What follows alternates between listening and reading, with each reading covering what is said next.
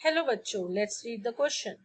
The question says, describe the conversion of cast iron to steel through Bessemerization in brief.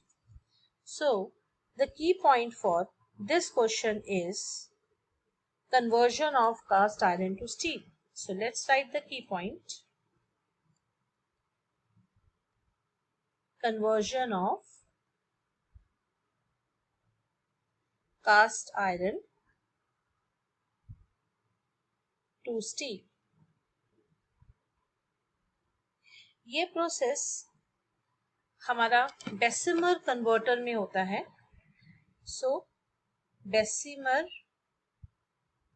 Converter एक पियर shape converter है जिसमें हम सबसे पहले हमारा कास्ट आयरन डालते हैं.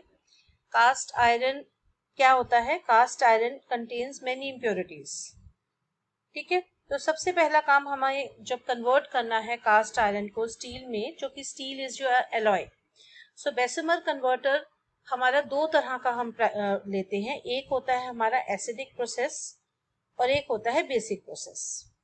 एसिडिक प्रोसेस बेसिकली, हाँ, ये लाइनिंग का डिफरेंस होता है कि एसिडिक प्रोसेस में बेसिमर कन्वर्टर की सिलिका लाइनिंग होती है.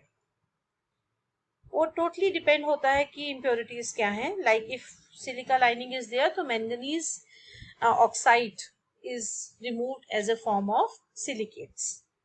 और अगर बेसिक प्रोसेस है, बेसिक प्रोसेस बेसिकली यूज होता है हमारा जो फॉस्फोरस इम्प्योरिटी होती है, और यहाँ पर हम लाइम की लाइनिंग लेते हैं. लाइम स्पेशली व्हेन इम्प्योरिटी है आपके पास फॉस्फोरस की, तब हम लगाते हैं basic process and lining of lime. तो इस प्रोसेस में सबसे पहले हम कास्ट आयरन को डालते हैं बेसिमर कन्वर्टर के अंदर. उसको हम फिर ब्लास्ट ऑफ हॉट एयर हम पास करते हैं. हमारे बेसिमर कन्वर्टर के नीचे टायर्स होते हैं and through which the hot air is being passed. अब जितनी आपकी इम्प्योरिटी है कास्ट आयरन में, जैसे कार्बन है कन्वर्ट हो जाएगा कार्बन डाइऑक्साइड में, फॉस्फोरस है कन्वर्ट हो जाएगा फॉस्फोरस पेंटाऑक्साइड में, सिलिका है कन्वर्ट हो जाएगी सिलिकॉन डाइऑक्साइड में, manganese converts into manganese dioxide. So in this way all the impurities reacts with oxygen. सब के सब ऑक्सीजन O2 से रिएक्ट कर रही हैं और कन्वर्ट हो रही हैं अपने ऑक्साइड फॉर्म में. Even carbon also convert as a carbon monoxide.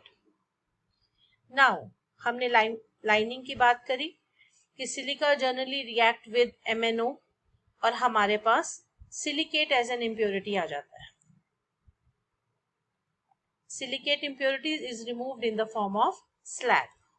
Similarly अगर जो आपका फॉस्फोरस है, फॉस्फोरस भी कन्वर्ट हो जाता है P4H10 डाइमर होता है P2O5 का, और जब आपका लाइम के साथ वो रिएक्ट करता है तो it also form the slag calcium phosphate.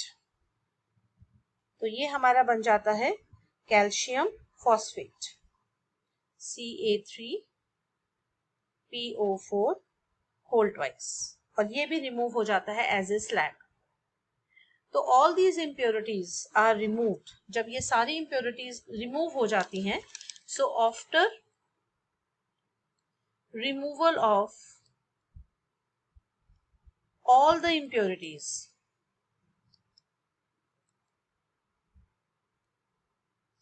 either in the form of the gaseous oxide form or in the slag form, फिर हम ऐड करते हैं, we add the required amount of, now we add required amount of spigel, that is alloy of carbon and manganese. अब जब हम इसे add करते हैं तो we pass the hot air, तो अब हमारे पास क्या हो गया, now we have the cast iron, spiegel and blast of hot air. और इस एयर को तब तक पास करते हैं जब तक आपका ये मिक्सचर कंप्लीटली मिक्स ना हो जाए, कंप्लीटली मेल्ट होकर कंप्लीटली मिक्स ना हो जाए, तब तक हम इस ब्लास्ट हॉट एयर को पास करते हैं। और ultimately we get the steel with the required amount of carbon in it. So in this way we can convert the cast iron into the steel. I hope you understood the concept well. Best of luck.